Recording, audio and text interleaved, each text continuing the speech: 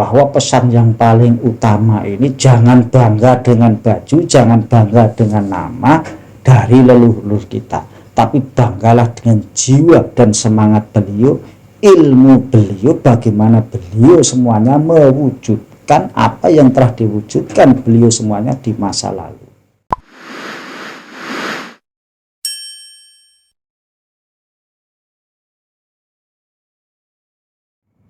Dan hubungan dengan datangnya Satrio Piningit Ratu Adil.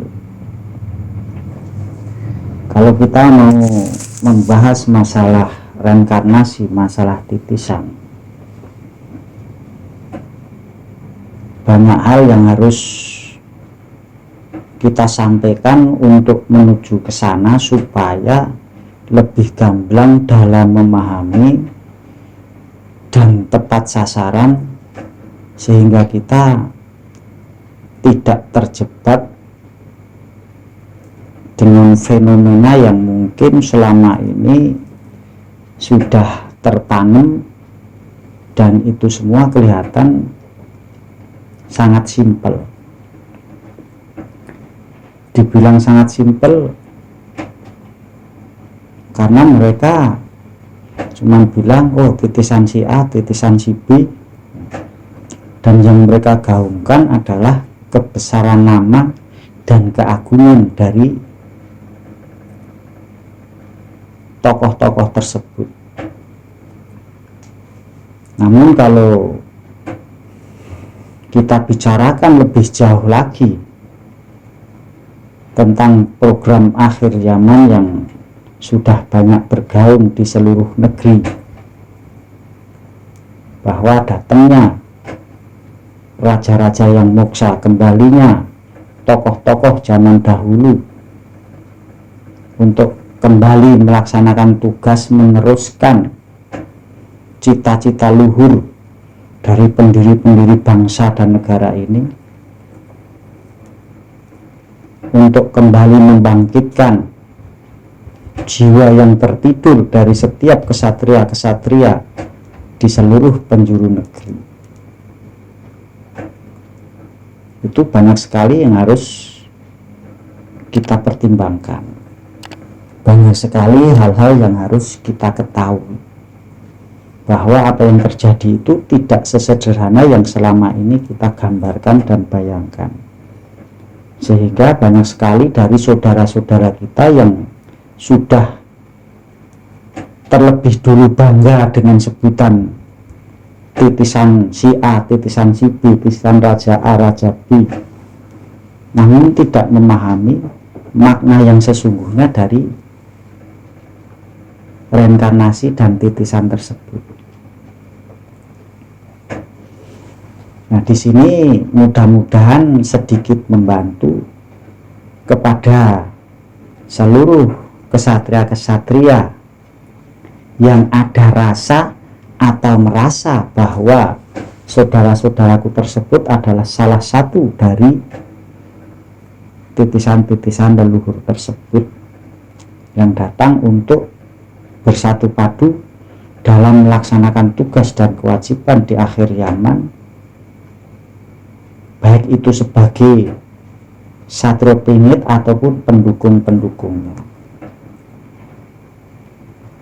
Karena pada prinsipnya, kenapa sampai beliau semuanya kembali hadir?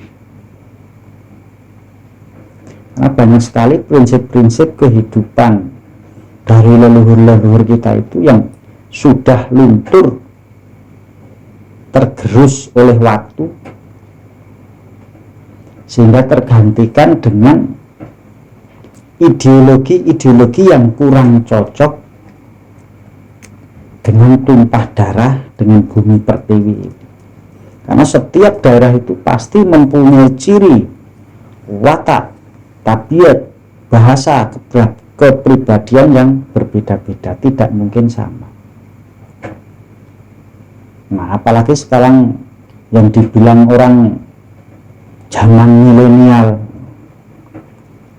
kalau tidak mempunyai kepribadian dari luar, tidak bangga sehingga lupa atau malu dengan budaya sendiri, sehingga budi pekerti luntur. Nah, digantikan ente, gua, lo. Nah, itulah kenapa para leluhur itu harus turun tangan dalam rangka untuk mengembalikan jati diri bangsa, bukan menolak, tapi mengembalikan agar setiap diri itu mengetahui dan paham serta memahami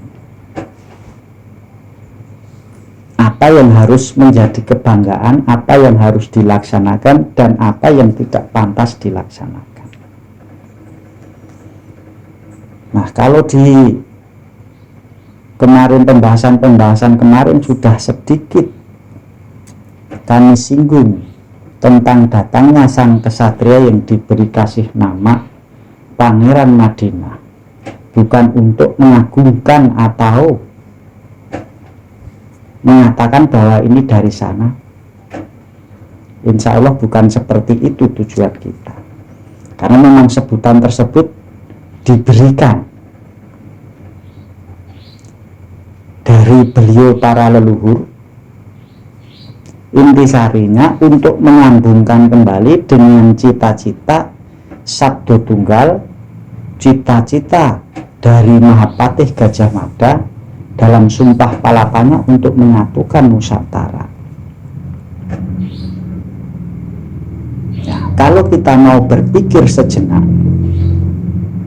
asal kata Pangeran Madinah, karena kalau kita periksa dan kita lihat dalam sejarah perkembangan Islam tersendiri, masa yang paling indah dan belum terulang sampai detik ini adalah perjalanan hijrah dari Mekah ke Madinah, di mana pada waktu hijrah tersebut di situ tidak ada perbedaan kaya miskin, tua muda, hitam putih, keriting ataupun lurus, Islam ataupun Yahudi ataupun Nasrani ataupun apapun itu yang di kota Madinah. Begitu datang disambut dengan sambutan yang luar biasa, bahwa sambutan di situ hanya dengan satu kata, satu kalimat, bahwa datang ke situ adalah saudara. Kalau masalahnya nanti ada yang tertarik mau masuk Islam, yaitu yang diharapkan. Kalau tidak masuk Islam pun disitulah ukhuwah Islamiyah, bahwa terjalin hubungan yang luar biasa, di mana tidak membedakan budak belian, kaya atau miskin. Rasulullah dan juga sahabat-sahabatnya di situ disambut luar biasa, sebagaimana mungkin yang diharapkan cita-cita luhur dari bangsa ini, yaitu Bhinneka Tunggal Ika, menyatunya seluruh unsur bangsa ini yang tidak pernah membedakan apapun. Mereka datang tanpa bekal apapun, tanpa pakaian, tanpa binatang ternak. Nah, maka di situ mengikat saudara dan saling berbagi rumah, berbagi tanah, berbagi kerjaan, berbagi apapun yang bisa dibagi tanpa ada perbedaan apapun. Bahwa yang dicari di situ hanyalah satu, yaitu saudara. Tidak ada perbedaan apapun. Dan itu tidak berlangsung lama ataupun belum pernah terulang lagi sampai detik ini. Nah, itulah yang mau dikembalikan, yang sesuai dengan cita-cita atau sumpahnya Gajah Mada untuk menyatukan Nusantara. Nah, kalau kembali ke perjalanan akhir ini, bahwa tadi sudah sedikit kita singgung masalah reinkarnasi kembalinya Raja-Raja Moksa dan juga para leluhur-leluhur kita dari setiap negeri kembali untuk menyatu kepada jiwa-jiwa yang memang sudah ditunjuk dan sesuai dengan kriteria beliau masing-masing. Makanya disinilah raja-raja ataupun sesepuh-sesepuh dulu mereka mengembara, mencari raga yang tepat bagi beliau. Nah, dalam proses pencarian tersebut, karena ini dari segala unsur kerajaan, dari segala unsur daerah, maka beliau itu sangat amat banyak sekali yang sekarang ini sudah membaur dan menyatu dengan jiwa-jiwa kesatria dimanapun itu berada.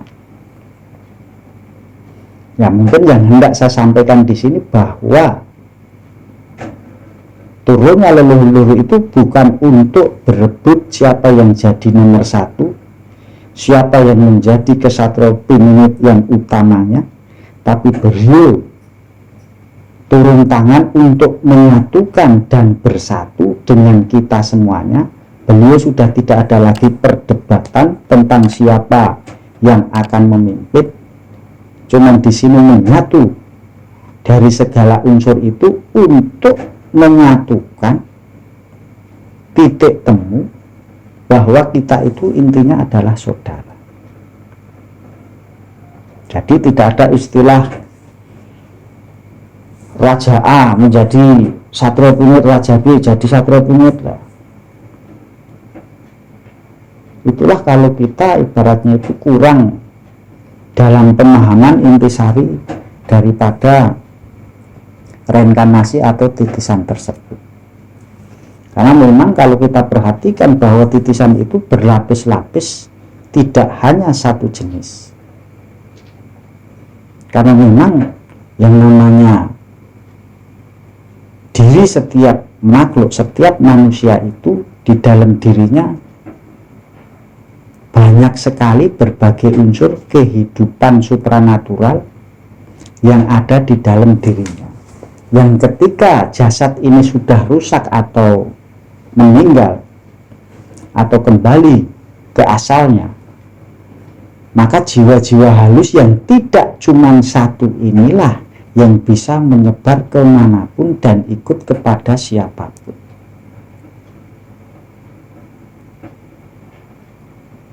Cuman sebelum kita membahas ke sana, sedikit kasih tegas kepada seluruh saudaraku bahwa saya duduk di sini bukan atas nama agama apapun, bukan atas nama kepercayaan apapun, bukan atas nama aliran apapun. Tapi ini adalah panggilan hati saya pribadi yang saya merasa mempunyai kewajiban untuk ikut campur, untuk terjun langsung, menyatu, membaur dengan seluruh saudara-saudaraku kesatria-kesatria dimanapun berada. Mudah-mudahan apa yang saya sampaikan ini bisa ada manfaatnya untuk pegangan, untuk bekal, untuk modal, khususnya bagi saudara-saudaraku yang belum mengetahui atau kurang memahami tentang ini semua. Tapi bagi guru-guru dan lain sebagainya yang memang sudah menyatu, sudah paham, sudah mengerti, ya saya mohon maaf, saya bilang sekali lagi, ini untuk saudara-saudaraku yang membutuhkan. Mudah-mudahan bermanfaat.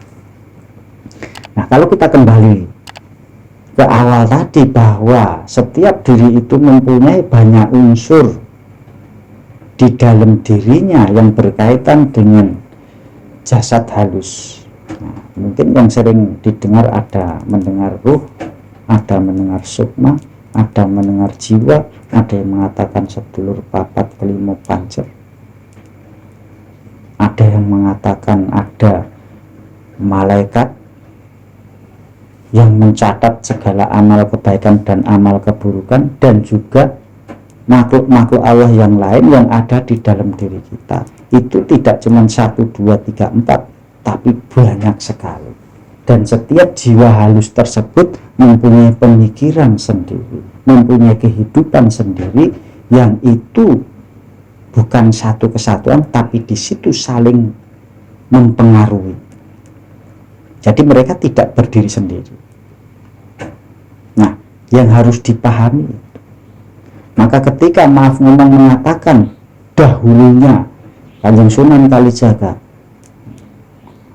atau raja siapa atau siapa, atau leluhur siapa dan siapanya. Di situ tuh tidak cuma terdapat satu jiwa saja di dalamnya, tapi ada ruh, ada malaikat, ada kodamullah, ada jin, ada setan, banyak. Dan ketika sudah mendiami suatu wadah atau suatu wadah, mereka itu serempak dari segala rupa, pengetahuan, bahasa, kata, semuanya sama persis. Nah, dari sinilah kita harus mengawali kalau kita mau membahas tentang titisan, reinkarnasi, dan lain sebagainya. Makanya banyak sekali kita jumpai di masing-masing daerah atas nama yang sama, tapi mengatakan banyak sekali mengatasnamakan suatu tokoh. Mereka menyebut aku titisan Soekarno, ada lagi titisan Soekarno, ada lagi titisan Soekarno, ada lagi titisan wali A, wali A, wali A, wali A. Ya, tidak usah heran, karena memang pada prinsipnya setiap kehidupan manusia itu di dalam dirinya itu banyak sekali unsur jasad halus yang ada di dalamnya dari segala ciptaan Tuhan. Karena memang dikatakan bahwa manusia ini makhluk yang sempurna dan disempurnakan, makanya seluruh apapun unsur ciptaan ada di dalam tubuh manusia. Baik itu binatangnya, jinnya, malaikatnya, kodamnya, iblisnya, semuanya ada di dalam diri kita. Nah, kalau semuanya ada di dalam diri kita dan yang kembali kepada Tuhan, dan Tuhan itu hanya satu. Kalau dikaji dari keyakinan Islam hanya satu, yaitu ruh. Ruh itu mutlak kembali kepada Allah, tidak ada satupun yang mengetahui di mana alam ruh dan seperti apa wujud ruh. Nah, kalau yang kembali ke sana yang mutlak, ke tempat yang tidak pernah diketahui oleh siapapun, itu hanya satu, berarti yang lainnya itu selalu mengembara. Inilah mengembara di udara, di alam bebas dimanapun.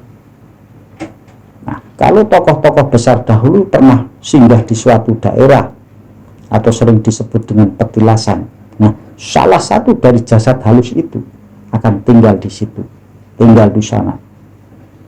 Intinya tinggal di banyak tempat. Nah, sekarang pada perjalanan akhir ini munculnya sang kesatria Piningit yang akan menjadi utusan, yang akan berbenah, memimpin, yang mungkin juga sering disebut dengan Imam Mahdi.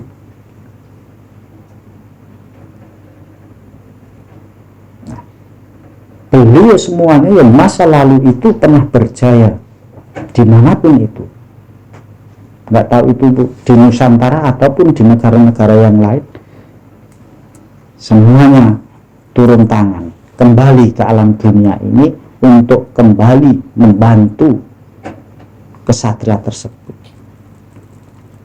Kalau masing-masing tokoh leluhur tersebut kembali, berarti masing-masing tokoh tersebut akan mencari wadah, mencari jasad, mencari DNA yang sesuai dengan kepribadian beliau, dengan pemikiran beliau, dengan cita-cita beliau. Maka siapa yang mempunyai niat, kehendak, cita-cita sama seperti leluhur-leluhur tersebut, itulah yang mempunyai hak untuk diikuti oleh leluhur tersebut. Yang jadi pertanyaan, kita ini adalah bagian mana dari leluhur tersebut? Apakah bagian mutlaknya leluhur tersebut, kembalinya ruh yang mengendalikan segala jasad halus yang dulu pernah mengikuti leluhur tersebut atau raja tersebut, atau sekedar pendamping yang mengikuti beliau?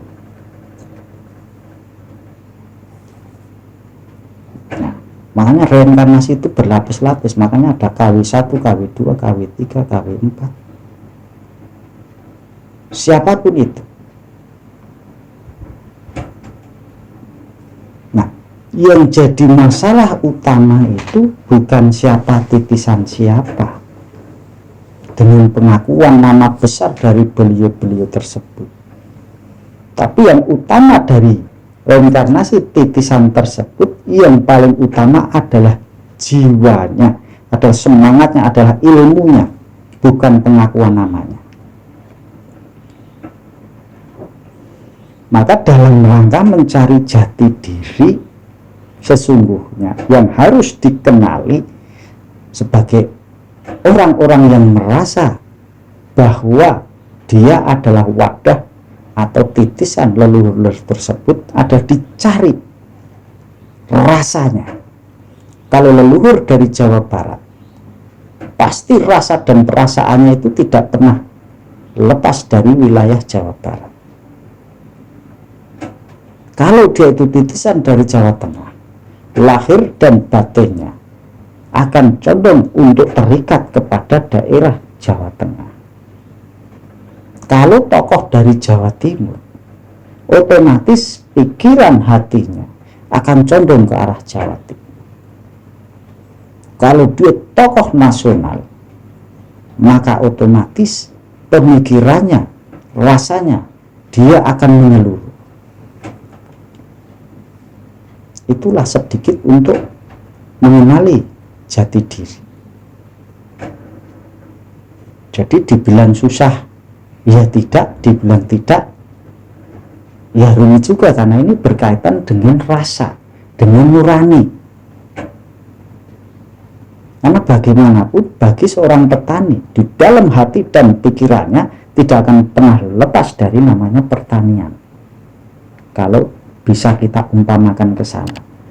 Begitu juga dengan raja-raja yang moksa tersebut, yang kalau di sini kita dapatkan itu jasad halusnya ini menyatu dengan kesatria-kesatria yang dipilihnya, yang otomatis yang mempunyai DNA sesuai dengan DNA leluhur tersebut.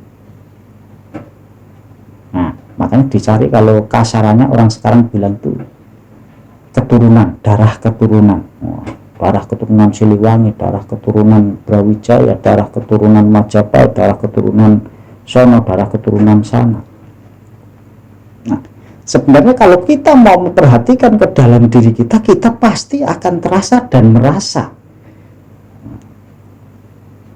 ketenangan, kedamaian itu adanya di mana. Nah, kalau kita sudah mengarah dan menuju ke sana, yang menjadi kebanggaan itu bukan nama dari siapa yang ada, siapa yang masuk, siapa yang nitis, tapi yang jadi kebanggaan adalah rasa ilmu beliau, bagaimana beliau dahulu berjuang untuk mewujudkan apa yang menjadi kejayaan beliau pada waktu itu. Nggak tahu itu strategi perangnya, nggak tahu strategi dagangnya, strategi ekonominya, strategi pembelajarannya, bagaimana dia itu belajar mendapatkan segala sesuatu yang beliau punya sampai titik darah penghabisan kembali kepada Sang Pencipta. Itulah yang akan kembali.